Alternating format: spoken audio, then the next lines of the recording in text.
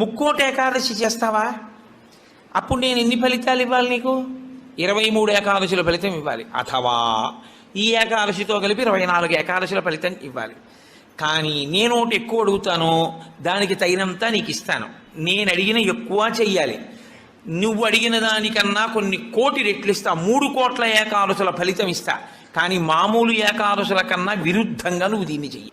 ఎందువల్ల విరుద్ధంగా చేయవలసి ఉంటుంది ముక్కోటి ఏకాదశి అంటే, మామూలు ఏకాదశి నాడు మీరు ఉపవాసం చేసేటప్పుడు పండు కాని, కాయ కాని, అథవా కాసిన పాలు కాని తాగితే ఉపద్రవం ఏం రాదు.